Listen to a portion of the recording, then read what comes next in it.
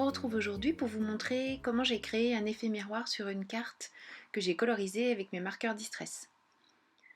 Donc d'abord, comme d'habitude, à chaque fois que je fais un petit peu de travail avec de l'eau, je scotche ma base de carte sur ma surface de travail de manière à ménager un petit tour blanc.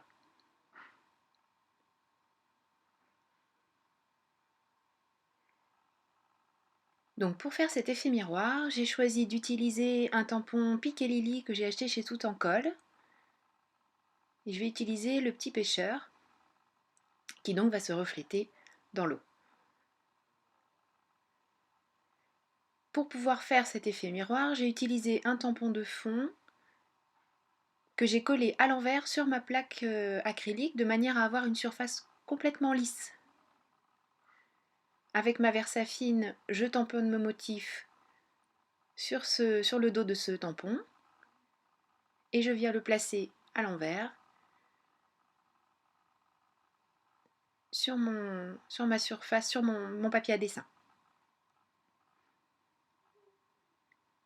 Voilà, alors j'insiste bien, il faut bien appuyer parce que c'est pas évident.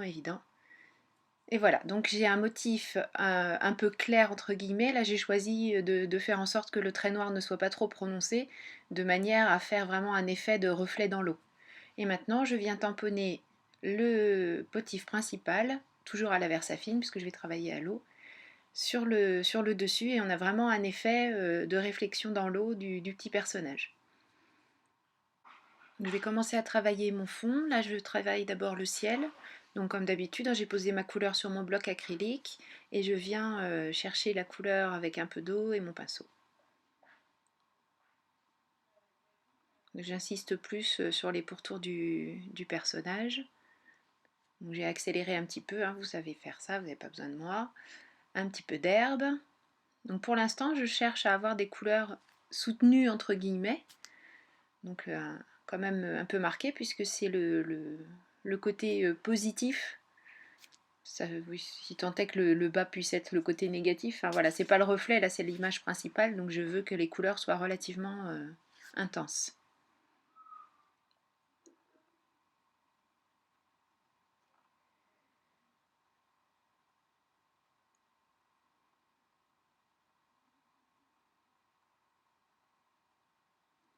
Par contre, pour le bas, comme je veux que la couleur soit plus diffuse, qu'on ait vraiment cet effet d'eau, donc autant sur le haut, j'avais travaillé sur une surface sèche. Mon papier à dessin n'était humidifié que par le passage de mon pinceau avec la couleur. Autant là, je vais mouiller le papier préalablement avec un pinceau un peu plus large.